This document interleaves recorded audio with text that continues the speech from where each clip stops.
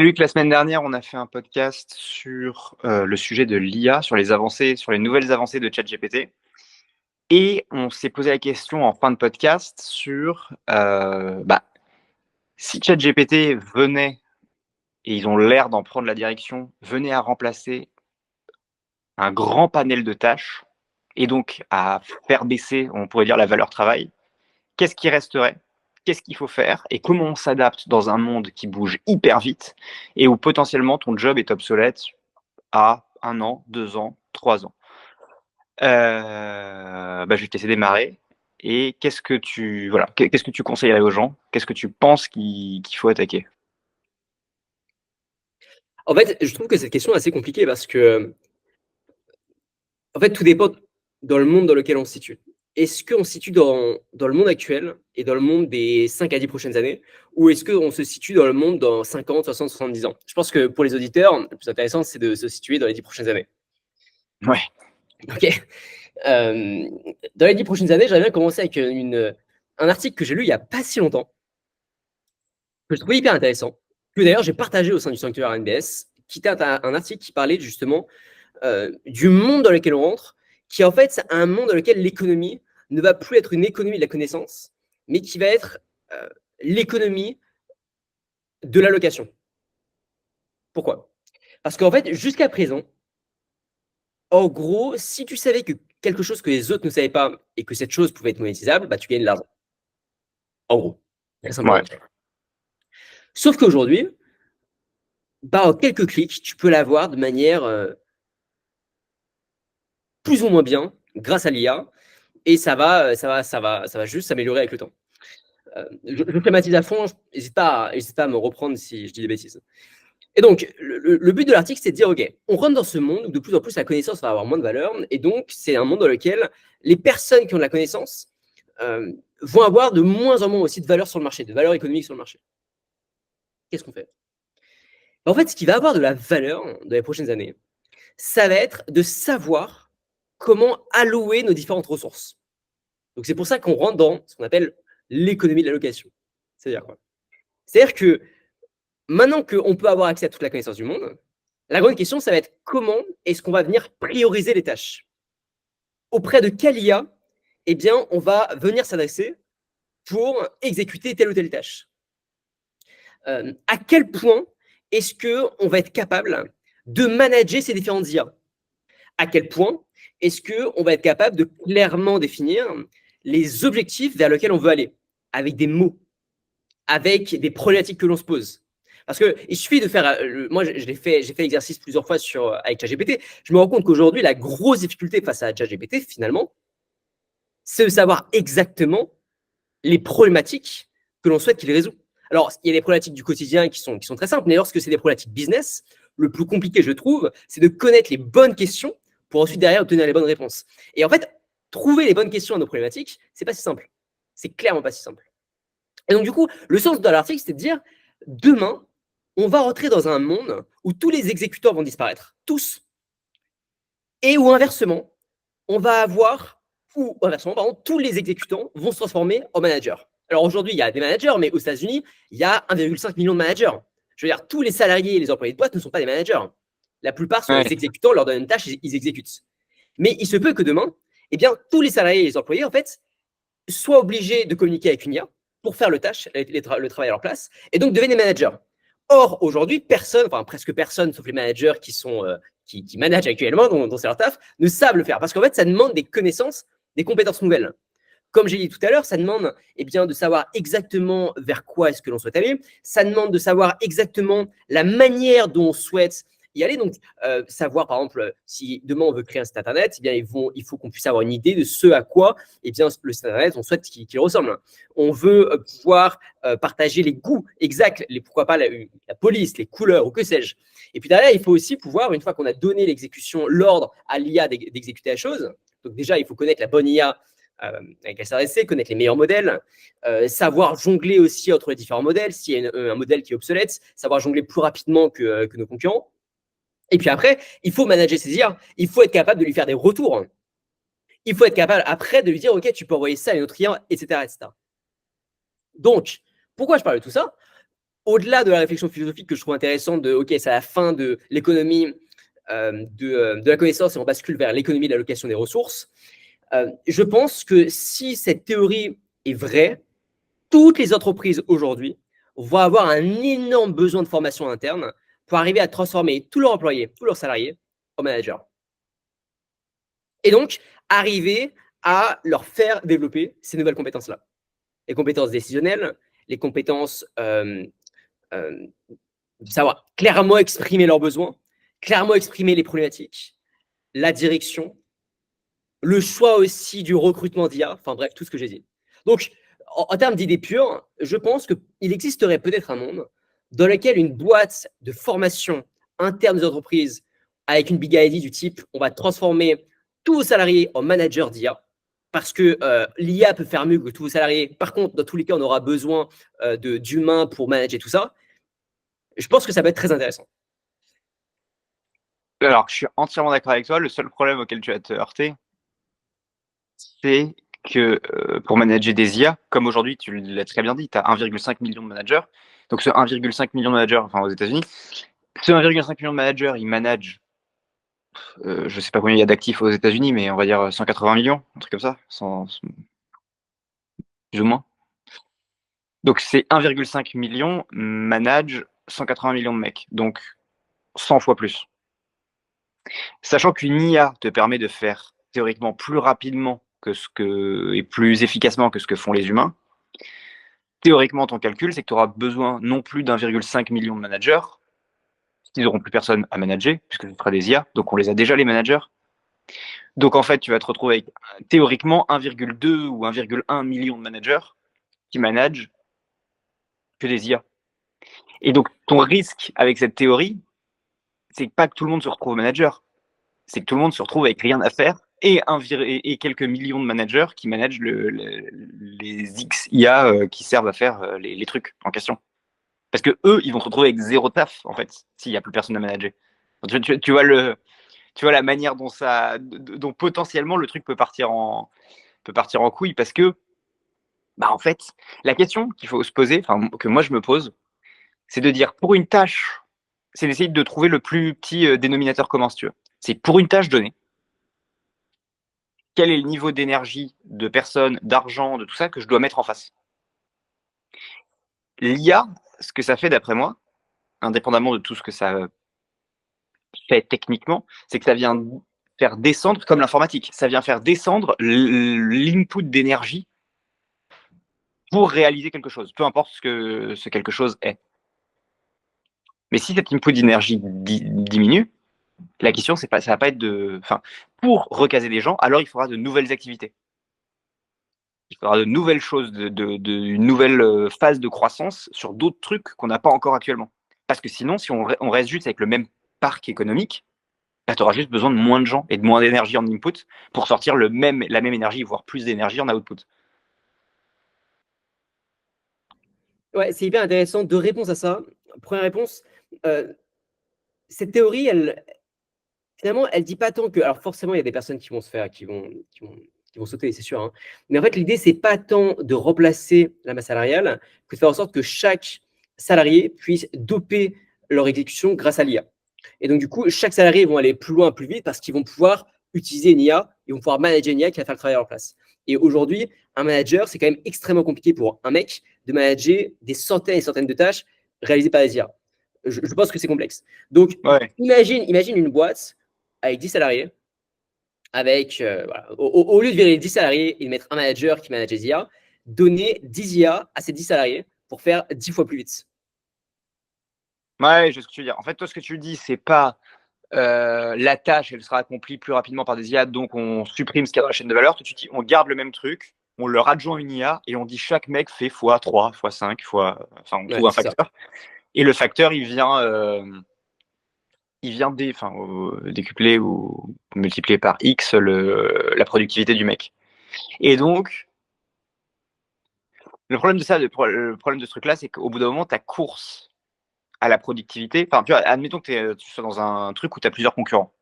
Prenons, j'en sais rien, tu vois, la fabrique de meubles, tu vois.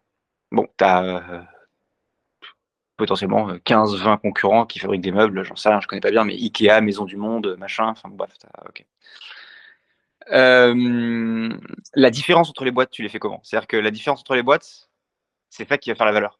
Enfin, la valeur ajoutée, elle va se trouver dans qui arrive à faire une vraie différence. Si les IA sont vraiment grand public, faciles à mettre en place, tous les groupes, en un an, ils auront un, adopté l'IA, deux, intégré correctement. Donc là où je suis d'accord avec toi, par contre, c'est qu'il y a un vrai truc sur la formation.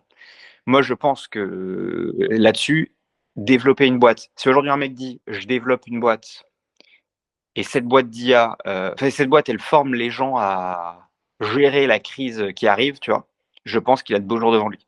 Parce que les grosses boîtes vont consommer, les petites boîtes et les boîtes de taille moyenne vont consommer, et les individus qui seront entre deux postes, tu vois, qui seront au chômage, qui seront en difficulté, vont consommer parce qu'ils vont essayer de se dire, ok, s'il y a l'IA qui arrive, comment je prends le truc? Et les écoles de commerce, les écoles d'ingénieurs et tout ça peuvent aussi consommer des trucs parce qu'ils veulent pas envoyer des palanquets de mecs au casse-pipe sans avoir de job. Donc je pense que la formation à l'ère de l'IA, c'est le truc fondamental. Et la formation continue, parce que, encore une fois, on voit à quelle vitesse ça avance. C'est-à-dire que là, aujourd'hui, encore une fois, on le rappelle, on a tous les deux fait une école de commerce, les programmes, ils bougent pas tant que ça. Dans les 18 derniers mois, on est passé de l'IA existe quasiment pas à aujourd'hui, c'est utilisé par plein de monde et tout ça, tu vois. Enfin, les écoles de commerce ne parlent pas de Web3, les écoles de commerce ne parlent pas de business en ligne. Enfin, tu vois, ils ont plusieurs années de retard alors que aujourd'hui, à 3 semaines près, tu peux déjà commencer à avoir du retard, tu vois. Donc je pense que la formation continue est obligatoire. Je pense que les systèmes d'éducation vont devoir bouger, changer. Et ouais, et ça, c'est hyper important. C'est hyper important. Alors, je me suis un peu perdu dans mon raisonnement, mais la parenthèse éducation est terminée. Et donc, comment tu fais la différence entre des boîtes, une fois qu'elles ont toutes mis ça en place? C'est là où, à mon avis, un des gros trucs, tu vois, qui va être un point important pour tous les salariés, dirigeants, entrepreneurs, peu importe qui. Le point important va être le suivant, c'est la créativité, la capacité de storyteller et d'expliquer et de donner un message pertinent à sa communauté ou à ses clients ou à tous ceux qui sont partie prenante de la boîte, si tu veux. Et je pense que ça va être hyper important parce que quand deux boîtes sont aussi bien organisées l'une que l'autre, aussi fortes l'une que l'autre, aussi grosses l'une que l'autre, ce qui fera la différence, c'est est-ce que tu aimes plus le message de l'une que l'autre. Et c'est pour ça qu'on voit tous ces business de communauté apparaître aussi. C'est que petit à petit, déjà avec l'ère Internet, les boîtes ont à peu près les mêmes forces. Je veux dire, toi, je prends un produit un peu B2B, mais Azure, AWS ou Google Cloud, c'est le même produit, tu n'en as rien à faire, si tu veux. C'est juste, est-ce que tu préfères Google, est-ce que tu préfères Amazon, est-ce que tu préfères Microsoft? Pourquoi? Parce qu'ils transmettent quelle valeur? Éventuellement, est-ce qu'ils te font un cadeau d'entrée, genre 10 000 € de cloud gratuit, ce genre de truc, mais peu importe. Le sujet, c'est quoi? Le sujet, c'est de dire, à la fin, ça va être le marketing, le branding, le storytelling, l'éventuel design, ce genre de trucs, les cadeaux qu'ils peuvent te faire, la communauté qu'ils construisent. Et tout ça, la valeur de toutes ces choses-là, par la baisse de la valeur travail et de la valeur exécution pure vue, si tu veux, va, à mon avis, augmenter en flèche. Et je suis pas loin à mon avis, de dire que c'est déjà le cas. On n'est même pas en train de parler du futur, qu'on est clairement en train de parler juste de quelque chose qui est déjà en train d'arriver sous nos yeux. Ouais, je te rejoins à fond. Et en fait, pour aller plus loin dans cette, plus loin dans ce que tu dis avec le fait que finalement c'est assez logique que les communautés arrivent en ce moment. Moi, je pense que les communautés en ligne ne vont même plus suffire, hein. Et que plus on avance, plus la seule marque de différenciation entre les différentes entreprises, c'est l'ultra relation ou non vis-à-vis de leur clientèle. Donc, cette ultra relation, elle va se passer par les communautés, why not, même si Et communauté en ligne, c'est quand même dur à gérer, c'est pas facile de les alimenter, ça demande de l'engagement des membres. Et bon, quand tu es client Ikea, est-ce que tu veux aller sur un Discord parler de meubles? Je ne pense pas. Par contre, à mon avis, dans un monde où le digital va saturer de partout, moi je crois énormément au retour de tous les business événementiels. Et je pense que les marques auront tout intérêt. Bon, en fait, jusqu'à présent, aujourd'hui, les marques et même les formations en ligne, les infopreneurs, etc., il y avait une sorte de modèle hybride qui était le produit et la communauté. Le produit, plus vous allez avoir un lien digital, vous allez pouvoir parler avec des personnes, etc., etc. Alors, la plupart des entreprises n'y sont pas encore, mais dans le monde du business en ligne, c'est en train d'arriver avec les marques e-commerce, avec les infopreneurs qui commencent à faire ça. Il y a même quelques agences qui se positionnent sur ce modèle-là. Et je pense que le modèle d'après, c'est le modèle hybride plus qui est le produit, la communauté en ligne et les events physiques ultra réguliers qui vont arriver pour que les marques puissent directement voir la clientèle dans les yeux. Et imagine demain des grosses marques qui organisent des événements, je sais pas, des événements en lien avec la big ID avec le lien avec la big ID de la marque. Je te donne un exemple tout bête. Imagine une marque de peignoir mondialement connue qui organise un événement de cocooning. Donc le but, c'est un salon global où toutes les personnes vont pouvoir y aller pour apprendre à être en mode cocooning chez soi l'hiver. Tu vois, imagine ce genre d'événement-là. Et je pense que ça peut créer un lien énorme. Et je pense que toutes les marques, si dans un monde où tout va être copié en ligne, leur stratégie marketing va être copiée, leurs produits vont être copiés, ils vont devoir développer l'ultra-relation et l'ultra-relation va se développer par les événements. Et donc là, d'un coup, ça ouvre quand même pas mal d'opportunités et pas mal de une sorte de soulagement de OK, en fait, il y a des choses qui arrivent. Tous les business humains vont pouvoir se développer. Et je pense que pour organiser ces événements, il y a tout un tas de métiers justement qui va être mis en place. Alors après, tu pourras me dire, oui, mais il y a la robotique qui arrive, les événements en place vont pouvoir être gérés par ça. Bon, je pense que ça va pas suffire. Je pense qu'on va avoir besoin de boîtes qui vont aller voir justement toutes les grosses marques qui vont essayer de leur faire peur en leur disant, les cocos, il y a ça qui arrive, vous devez développer l'ultra-relation, ça tombe bien, j'ai l'idée, vous allez pouvoir organiser des événements et ça va être moi qui vais les organiser, comme ça vous n'avez rien à faire. Vous sous-traitez toute cette partie-là à notre boîte. Comme ça, voilà, vous avez les plus, mais sans les moins. Et puis derrière, je pense qu'il va y aussi avoir des business qui peuvent aussi se développer en mode, OK, il y a la mise en relation entre les marques et leur public sur l'événementiel. Après, derrière, il y a l'organisation. OK, comment est-ce que ça se met en place? Ouais, je suis d'accord avec toi. Le seul problème de ça, c'est que du coup, tu arrives dans des trucs qui ne sont pas scalables, qui est en fait le truc qu'on recherchait à éviter depuis 10 ans, quoi. C'est-à-dire des business avec du physique, ou en tout cas où il y a une composante physique obligatoire, parce que pour organiser un salon, et je suis d'accord avec toi, tu n'as pas envie d'aller voir un robot sur un salon, ça fait pas de sens. Tu as envie de voir des gens, tu as envie de. Voilà. Est-ce que les mecs, ils vont créer des espaces physiques ouverts tout le temps? Tu vois, genre à la place d'avoir un magasin Ikea en mode, tu vois, sur une zone industrielle dégueulasse, tu as des micro Ikea dans la ville où tu peux tester les meubles en venant t'asseoir dans des chaises, des trucs, tu vois, j'en sais rien, boire un verre avec tes potes. Tu vois, peut-être que tu peux pousser dans cette direction-là, mais le problème, c'est que dans tous les cas, là, tu vas rajouter du physique. Et rajouter du physique, tu vois, comment tu gères ce truc-là quand tu es Google? Tu fais des événements, genre des salons tech, des musées. En fait, je suis d'accord avec toi que ça aura énormément de valeur. J'essaie juste de comprendre pour une grosse marque comment ça peut être mettable en place sans que ça devienne un enfer organisationnel. En fait, c'est là tout le marché de la relation, quoi. Le marché de la relation n'est pas scalable. Ou alors, c'est la relation fake, où finalement, on parle à un robot, on parle à des agents IA, etc., etc. Mais à partir du moment où on veut vraiment pouvoir développer une relation humaine, c'est pas scalable. Et ce que je pense, c'est que dans le monde dans lequel on rentre, ce qui ne va pas être scalable va être de plus en plus valuable. C'est-à-dire qu'il y aura le scalable, ça va être le produit, le business va se développer génial. Par contre, la relation va leur permettre de rendre le digital beaucoup plus scalable. Ouais, je sais ce que tu veux dire. Okay. En gros, ce que tu veux dire, c'est tu fais des événements pas scalables qui augmentent ton image de marque pour vendre ton produit scalable derrière. C'est ça. Ok. Mais ça veut dire qu'en fait, potentiellement, tu n'as que 5% de tes utilisateurs qui sont vraiment confrontés à ta partie non scalable de la boîte. En fait, 95% consomment le produit de manière normale. Bah oui et non, c'est-à-dire qu'il y a les personnes qui viennent et ensuite il y a les personnes qui assistent même au replay ou ce que tu veux. En fait, Oui, oui. ce qui est bien avec les événements, et on peut le voir notamment avec les masterminds, c'est qu'il y a les personnes qui sont présentes et après il y a toutes les personnes qui ont le FOMO en voyant les images de ce qu'ils n'ont pas pu vivre. Et donc ça c'est beaucoup plus scalable, ça touche beaucoup plus de monde et ça crée un lien. Même si les personnes ne sont pas présentes, bah, ça crée un lien en mode ah, fait chier, j'aurais dû y aller. Donc ça crée quand même une sorte de FOMO. Donc je pense que ça peut quand même impacter toutes les personnes qui ne sont pas présentes. Pas con. Pas con. Donc, à quand le premier événement NBS en physique? Bah, très bientôt, je pense. Très bientôt. Je pense que c'est.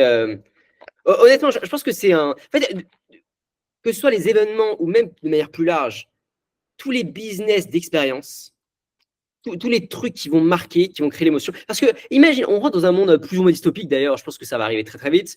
Si l'IA remplace, allez, 40% des jobs, forcément, les gouvernements, pour éviter la guerre civile, ils vont mettre en place un revenu universel. À mon avis, ça va arriver un moment ou l'autre. Ouais. Je pense que c'est ce vers quoi on va. Ok. Si on est dans une situation, dans des sociétés où les mecs, ou les femmes d'ailleurs, mais ont du temps et ont l'argent gratuit, bah, ils vont vouloir du divertissement. Et donc, ils vont avoir le divertissement illimité sur les réseaux. Et après, il va y avoir aussi le divertissement expérience physique. Et je pense que il y a aussi un énorme marché, des nouveaux marchés, ou alors des anciens marchés qui vont revenir, qui vont aller dans ce sens-là. Et C'est ce que d'ailleurs, tu disais. c'est pour ça que je sais pas si tu regardes, le marché du golf est en train d'exploser aux États-Unis en ce moment. Et il y a des milliardaires en ce moment qui investissent massivement dans de tous les business de divertissement physique, sportif, parce qu'ils se disent, OK, bah, les gens ont de plus en plus de temps. S'ils ont plus de temps, bah, ils vont dépenser leur temps ailleurs et ils vont très certainement dépenser leur temps justement dans ces activités-là. Je suis d'accord avec toi, mais c'est sûr, enfin, c'est ce que tu disais, les business de vieux marchent de mieux en mieux là. Et c'est certain que oui, oui, oui, tous les business qu'on considérait comme un peu has-been, enfin tous, j'en sais rien, mais sont en train de revenir. T'imagines, enfin, il y a quasiment au début d'NBS, on a accueilli quelqu'un dont la spécificité c'est le tricot, tu vois. Et enfin, je veux dire, le tricot avec communauté en ligne, donc théoriquement, on se dirait, mais c'est un truc, tu vois, c'est has-been. Bah non, le mec il construit une communauté, ça marche hyper bien, le truc revient à la mode. Et je pense qu'on va devoir de plus en plus de trucs comme ça revenir à la mode, indépendamment de l'IA d'ailleurs. Hein. Je pense qu'il y a aussi euh, une envie de revenir à des choses plus saines et plus, on va dire, traditionnelles. En tout cas, il y a toute une partie de la population qui veut un retour à du traditionnel. Et ça, je pense que déjà, c'est un trend en dehors de l'IA. C'est un autre trend qui est en train de venir pour en réaction à plein de choses qui se sont passées ces dernières années. Et l'IA risque d'accélérer ce trend-là. Parce que, en effet, si tu gagnes du temps, bah, tu vas t'en servir pour te divertir. Et t'en auras le cul de Netflix et TikTok. Donc tu te divertis comment? Ben, tu te divertis soit comme ce qu'on fait là, nous, avec des contenus longs, et on voit que les contenus longs marchent de mieux en mieux. Et sinon, si c'est pas ça, eh ben, c'est du sport, c'est du tricot, c'est de la musique, c'est tu vois, enfin des trucs qui étaient un peu passés de mode à des moments. Tu vois, moi, quand j'étais gamin, enfin, quand j'étais au lycée, quoi, tout le monde jouait de la guitare et tout, c'était un truc stylé. Pendant les 10 ans d'après, j'en ai pas entendu parler, quoi. Et petit à petit, ça revient, tu vois. Je trouve beaucoup plus des mecs qui font de la musique, des mecs qui se remettent à la musique, des mecs qui se mettent à peindre, tout ce genre de trucs. Et je pense qu'il y a un vrai retour sur des activités plus classiques ou traditionnelles. 100%. Alors toi, du coup, c'est quoi ton avis?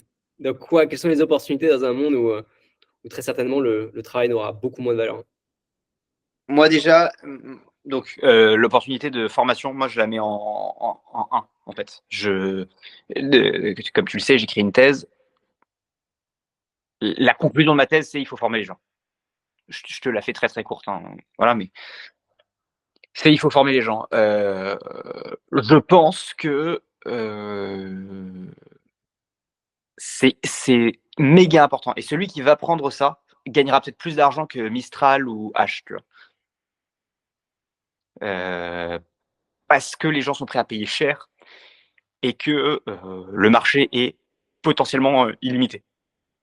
Donc je pense que formation IA, c'est méga, enfin formation à l'époque de l'IA, c'est méga, méga, méga important. Une fois qu'on a dit ça et que ça, pour moi, c'est la plus grosse opportunité à venir et c'est surtout la plus facile à mettre en place parce que ça ne te demande pas de skills techniques, ça ne te demande pas de skills financiers, ça te demande quasiment pas de lever des fonds. Enfin, tu peux démarrer comme ça. Je pense que c'est vraiment une idée à la Mais fois. Enfin, justement, du coup, quelle barrière à l'entrée pour lancer ça, quoi? Finalement, tout le monde peut le faire. Est-ce qu'il y a vraiment une boîte qui va réussir à sortir du lot, sachant que plein de petits acteurs peuvent arriver devant? ouais, mais si enfin, c'est comme tout, hein, tu vas avoir une concentration, c'est-à-dire que tu vas avoir une, deux, trois boîtes qui vont sortir du lot avec des grosses market cap, enfin des grosses market share. Et puis, plein de petites boîtes, tu vois, comme aujourd'hui, tu as plein de petites boîtes de formation sur plein de choses qui font, tu vois, qui font entre 300 000 et 2 millions d'euros par an. Et tu as pour autant des énormes boîtes de formation qui font 100 millions, 200 millions et jusqu'à plusieurs milliards. Donc, non, non, ça, je suis pas inquiet. Non, tu as vraiment un marché. Oui, tu as moins de barrières à l'entrée, mais c'est pas grave. Sur la formation, c'est pas très grave. Regarde le nombre d'écoles de commerce qu'il y a, le nombre d'écoles d'ingénieurs, le nombre de facs. Enfin, faut former tout le monde, en fait. Donc, quand le marché, c'est tout le monde, à un moment de sa vie en tout cas, c'est large. Je pense que ça, c'est pas trop un problème. Et après, le second sujet, si moi, là, je devais faire le truc, enfin, tu vois, acquérir des skills, j'essaierais de trouver des skills de créativité, des skills de storytelling, des skills de capacité à connecter avec des gens et en effet, soit par exemple à lever de l'argent, soit à recruter des gens, à les faire venir avec moi pour recruter des top profils. La capacité à connecter avec l'autre, que ce soit émotionnellement via de la créativité, du design, de la création, tout ça, ou on va dire commercialement en fait, quasiment de la vente, parce que tu auras toujours envie d'avoir quelqu'un. Mais si on part du principe, ce que disait Sam Altman, si on part du principe que tous les 6 mois, ton modèle il augmente et il augmente toujours à la même vitesse, voire l'augmentation s'accélère, ce que les stats sont en train de prouver actuellement, alors les skills techniques servent à rien à horizon 5 ans. La valeur des skills techniques ne fait qu'être attaquée. C'est une espèce d'inflation sur ça. Par contre, si tes skills, c'est la connexion avec les autres, si tes skills, c'est constituer des communautés, si tes skills, c'est être créatif, bah en fait, par l'abaissement des autres skills, la valeur des tiens augmente. Tu as l'effet inverse par, ne serait-ce que par baisse de la valeur des autres skills. Et dernier point, si jamais tu n'es pas du tout créatif, tu n'as pas envie de faire de formation et tu n'es pas du tout dans la connexion avec les autres, je passerai mon temps à essayer d'acheter, trouver de l'argent pour acheter des actifs en dur. Enfin, des actifs de manière générale. Je m'explique. Si ta valeur travail diminue, il y a des trucs qui ne vont pas bouger. Si tu loues un appartement, les gens auront toujours besoin de vivre dans un appartement et il n'y aura pas moins de gens. Et s'ils ont un revenu universel pour payer, il n'y aura pas de sujet d'argent. Sinon, on tombe dans un monde complètement dystopique et là, bah là, t'es survivaliste, quoi. Mais sinon, acheter des actifs qui sont, que ce soit des actions, que ce soit de l'immobilier, que ce soit de l'or, que ce soit des cryptos, que ce soit peu importe, mais posséder quelque chose. Si la valeur travail diminue, la valeur possession et valeur du capital, entre guillemets, risque d'augmenter. Alors, il faut faire attention à ce que tu achètes, parce que si tu achètes des activités qui sont basées sur la valeur travail, bah, leur valeur va diminuer.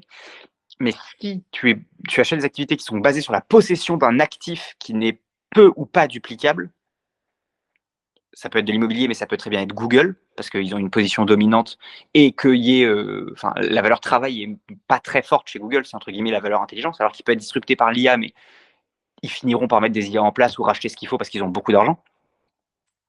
Acheter des actifs qui te protègent contre l'IA, si j'arrivais pas à faire les 2 premières catégories, c'est ça que je ferais. Alors, ça demande de trouver du fric, mais ou d'en avoir, ou d'en gagner, de tout réinvestir, mais se hedger avec de, de, des actifs qui sont pas sensibles à l'IA. Et tu vois, paradoxalement, en ce moment, l'IMO se fait défoncer, notamment en France et en Europe, et aux États-Unis, enfin, on va dire en Occident. Le marché immobilier se fait mais désosser. Pourtant, j'y crois. J'y crois pas juste parce que je bosse dedans.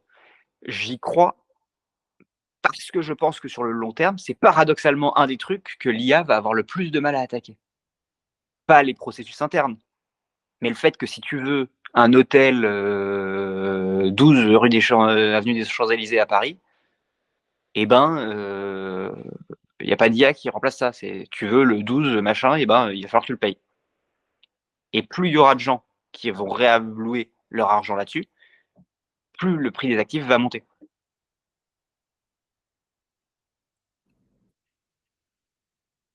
Voilà ma petite analyse. Si moi je devais le faire, je le ferais en 3 trucs. Formation en 1, créativité, connexion, skills humains en 2.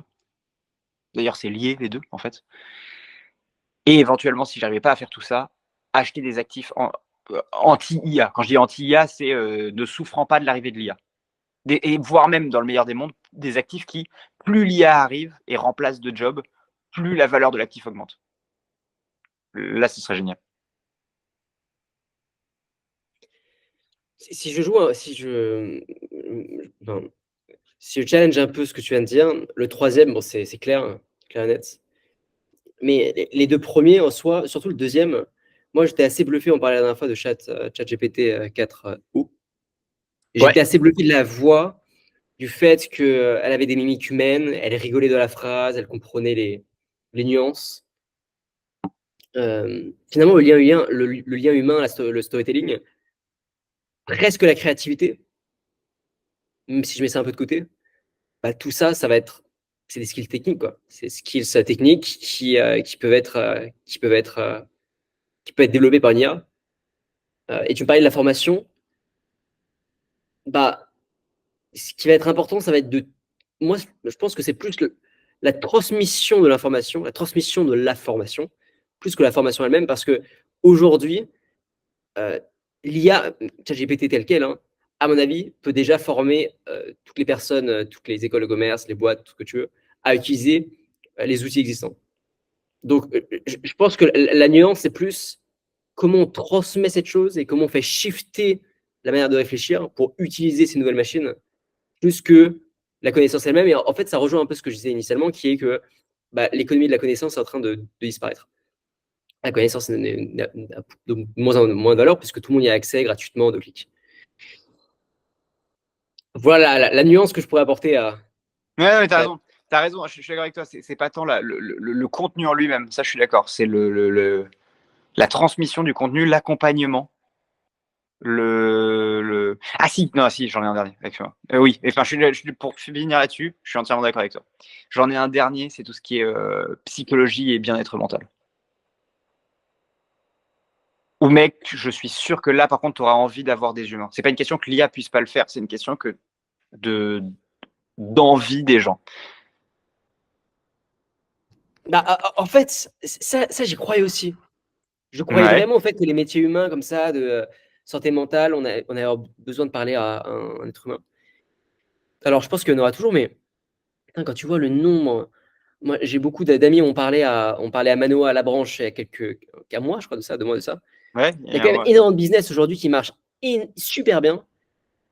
OnlyFans, qui sont uniquement alimentés par des IA. Et les mecs les savent. Ils savent qu'ils parlent à une IA. Et donc, on voit à quel point le business de la relation perso, finalement, peut être discuté, à quel point parler à une IA, c'est même pas si dérangeant que ça, puisque les personnes se disent, au contraire, c'est confidentiel. Au moins, l'IA va pas me juger. Au moins, l'IA va pouvoir me donner des meilleures réponses, peut-être. Donc, je sais pas, justement, je pense qu'il y aura tout ça, un peu comme les biens de luxe. Moi, je pense que l'humain va devenir un bien de luxe. Je pense que l'humain compétent va devenir un bien de luxe. Et donc, demain, si tu veux aller avoir un psychologue de luxe, tu vas aller voir un humain. Par contre, si tu vas aller voir, donc forcément, ça va être plus cher. Donc, les psychologues humains qui vont réussir à se positionner dessus vont être très bien. Par contre, il y en aura beaucoup moins. Et l'immense masse va trouver largement tout ce dont elle pourrait avoir besoin avec des chats. Des chats qui sont aujourd'hui, rien que les chats écrits marchent super bien dans ce domaine-là. On voit avec ChatGPT 4.0 que maintenant il y a le chat oral, avec quand même une élocution qui, moi, m'a assez marqué avec la voix de Scarlett Johansson. Je sais pas si tu as vu le. Elle a fait un procès d'ailleurs. Ouais. J'ai vu. Donc tu vois ce que je veux dire?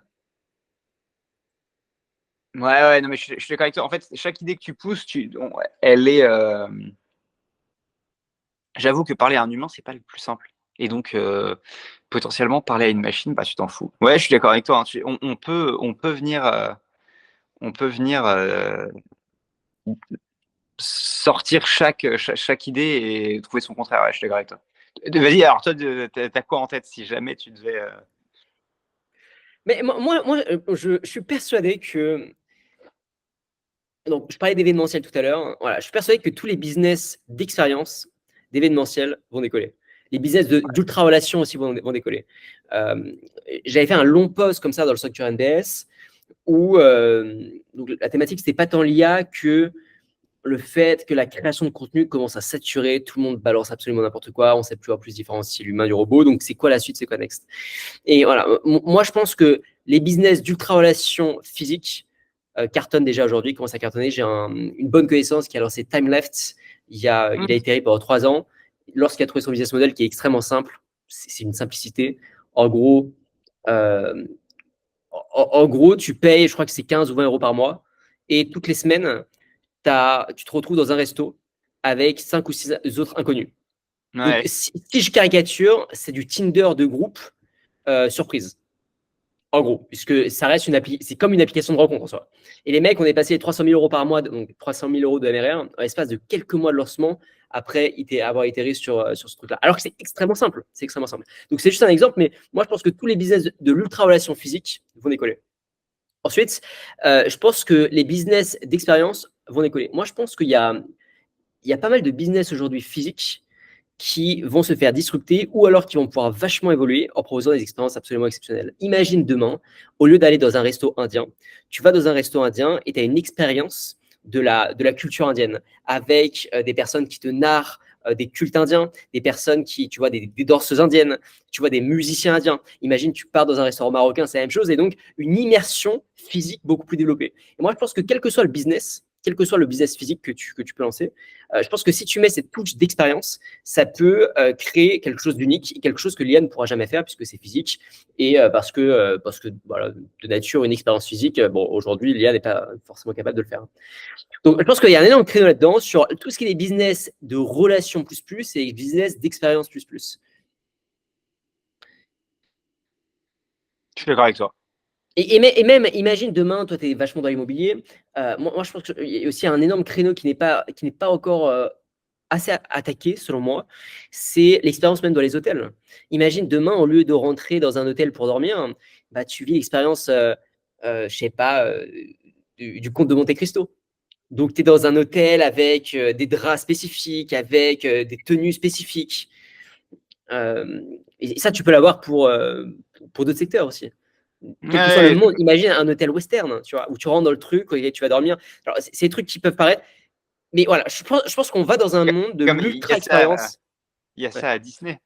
Disneyland Paris, si tu veux, il y a ce genre de bail, tu vois, où tu vas dans des hôtels où tu as des thèmes et des trucs comme ça. Mm. C'est vrai que ça marche bien d'ailleurs. Après, tu es dans un cadre un peu.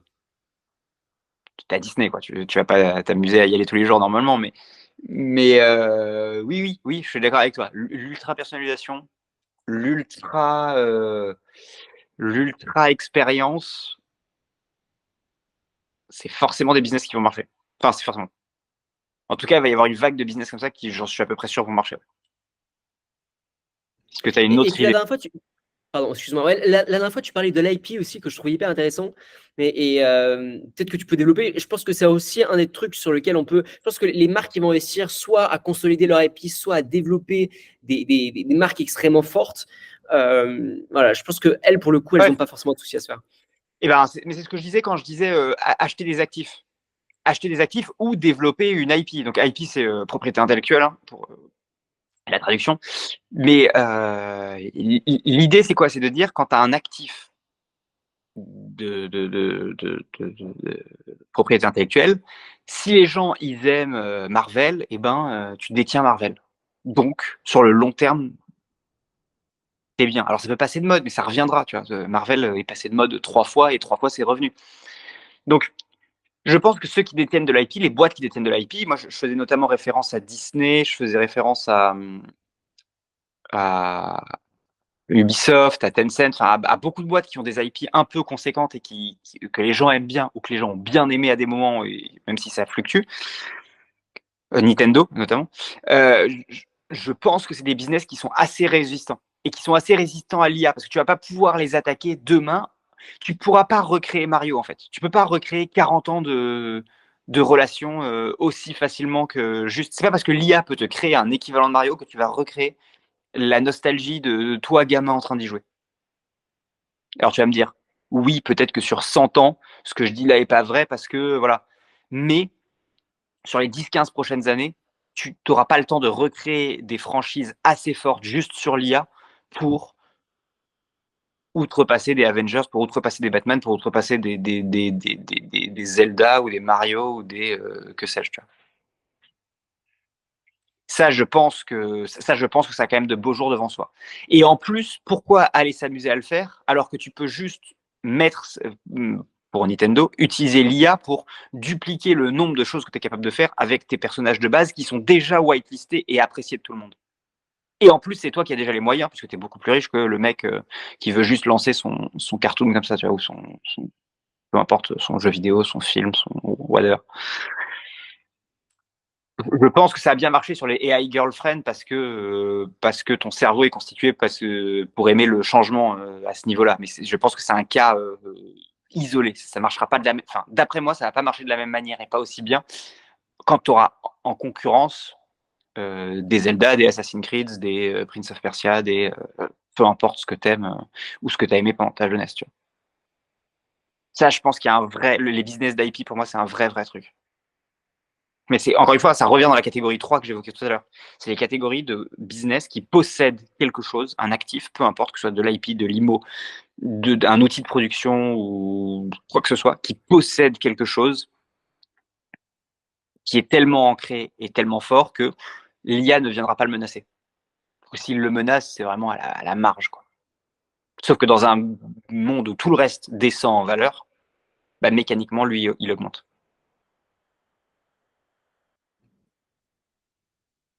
Voilà. Donc, ouais, les business d'IP, en effet. Est-ce que tu as une dernière idée avant que. Non, On a fait... j'ai fait le tour de mon côté. Ouais, moi, j'en ai une dernière alors. J'en ai Ouais. une dernière. Celle-là, je pense pas que tu trouves un. Si celle-là, tu trouves à redire, on est mal. On est très mal. Alors, tu vas me dire que c'est pas vraiment un business, mais c'est un choix de carrière. Pour ceux qui nous écoutent, c'est un choix de carrière tout à fait normal, mais c'est la politique. A priori, t'as pas envie que ton maire soit un Tesla bot. T'as pas envie que ton président soit un Tesla bot, normalement. Qu'il y ait l'aide à la prise de décision par IA, machin, oui, évidemment, nos problèmes. Mais je pense que en tant qu'humain, on a envie d'un représentant et de représentants humains. En tout cas, moi, c'est mon point de vue, tu vois. Attends, franchement, alors vas-y, finis. Et donc je pense que la politique est une carrière qui sera beaucoup moins menacée par l'IA. Bon, déjà, je trouve l'idée intéressante. Mais imagine un système, tu sais, là tu sens monter un peu en Occident un ras-le-bol. Ouais, En vrai. Tu sens ouais. monter un ras-le-bol, et généralement, c'est un ras-le-bol, c'est un accordéon, truc, c'est du ping-pong. D'un côté, c'est un ras-le-bol à droite, d'un côté, c'est un ras-le-bol à gauche. Il y a l'homme providentiel qui va arriver, blablabla. Imagine à un moment, les types, ils se regardent, les citoyens, ils se disent, mais attends, mais on n'en a pas marre comme ça de passer d'un truc à l'autre, un président, on en a marre, tu vois. Et peut-être qu'un jour, il y a juste un changement de régime qui va arriver. Et si demain, on arrive à prouver avec la blockchain, l'ultra-transparence du modèle, enfin, que sais-je, qu'en fait, on va arriver à mettre une intelligence qui ne prend pas parti. Donc, ce n'est pas une intelligence de droite, ce n'est pas une intelligence de gauche, non, c'est juste une intelligence qui prend les meilleures décisions possibles. Et si les citoyens arrivent, s'il y a un lien de confiance qui arrive à se créer, et s'il y arrive à prouver que finalement imagine une sorte de concept à l'échelle d'une ville, même à l'échelle d'un village, ça marche à l'échelle d'un village, le village se porte mieux, la population vit mieux, ok, on teste à l'échelle d'une ville plus grande, on teste à l'échelle d'une ville plus grande, maintenant il devient député, et ensuite pourquoi pas ensuite essayer de gravir l'échelle la plus haute fonction du pays. Mais je pense que ce truc comme ça ne va jamais arriver du jour au lendemain. Mais dans une situation de ras-le-bol général, il va y avoir des solutions qui vont être développées. Je suis sûr qu'il y a déjà des solutions qui aujourd'hui sont développées. même des trucs dans le bac pour checker si un président a pris la meilleure décision avec toutes les datas qu'il peut avoir, etc. etc. Peut-être d'ailleurs qu'il y a peut-être que la Russie, la Chine d'ailleurs cède, pardon, les États-Unis ou la Chine, à mon avis, c'est les plus développés en IA, peut-être cèdent dans leur prise de décision d'une IA interne où ils mettent toute la data et ça leur permet de brainstormer ensemble, je sais pas, hein, peut-être. Mais ça c'est autre chose. Ça, c'est un Oui, non, logiciel mais d'aide. c'est autre chose. C'est autre chose. Mais ce que je veux dire, c'est que ça se trouve, c'est déjà mis en place. Donc, peut-être que demain, eh bien, on va avoir justement cette IA de OK. Alors, ce qui va manquer, c'est la relation de confiance. Mais la relation de confiance se crée au bout d'un moment si les bénéfices apportés par une IA sont plus grands que les bénéfices apportés par des humains. Il y a la relation de confiance qui va être créée. Alors, ça ne va pas se faire du jour au lendemain, cause de relation de confiance. Mais si c'est fait à petite échelle et que ça monte, à part si nos représentants sentent le danger arriver et décident de tout bannir et de fermer les écoutilles, bah, peut-être que dans un monde, je sais pas, dans 50 ans, suite à un ras-le-bol général, bah, peut-être que ça peut arriver. Mec, tu sais que à peu près tous les romans de science-fiction qui partent en couille commencent avec une idée comme celle-là, en mode non, non, mais vous inquiétez pas, on donne le pouvoir à une IA, tout va bien se passer. D'ailleurs, ce que peu de gens savent, c'est que Dune, euh, qui parle pas du tout d'IA, en fait, le point de départ, c'est les IA opprimer l'être humain et les mecs se sont on va dire, soulevés contre les machines et ont renversé un gouvernement de machines. C'est ça enfin, ce qui n'est pas expliqué du tout dans le film, mais ce qui est expliqué dans le livre. C'est ça le point de départ du truc, le point de départ du roman. Je pense ça parce que c'est sorti récemment, mais oui, je sais pas à quel point, je sais pas à quel point donner le pouvoir à une machine est une idée brillante. Mais oui, potentiellement. Mais potentiellement. On peut tout voir. Oui, je suis d'accord avec toi. Je fais la même analyse que toi sur le côté ras-le-bol, par contre. Je Non, en suis fait, ce que je veux dire, là-dessus. c'est que j'ai l'impression que les hommes politiques sont, alors c'est peut-être on s'égare un peu, mais sont hyper biaisés par l'émotion et aussi par des choix qui sont pas du tout rationnels. La plupart des hommes politiques doivent défendre leur camp, et donc même si le camp adverse fait des choses bien, bah, par réflexe, pas tous, certains Mm. vont dire c'est pas bien parce que si, parce que ça, quitte à se contredire. Et donc, en fait, on arrive dans cette position-là à prendre des décisions qui ne sont pas du tout rationnelles et qui très souvent ne vont pas dans la meilleure des directions. Donc, Je, voilà. je propose qu'on invite un homme politique, Ouais, carrément, un de carrément ces chaud. quatre, et qu'on fasse IA et politique, un épisode complet. Très chaud. Très, très chaud. Bah, du coup, ça peut conclure l'épisode du Ok, jour. ok. Bon, Allez, ciao. ciao.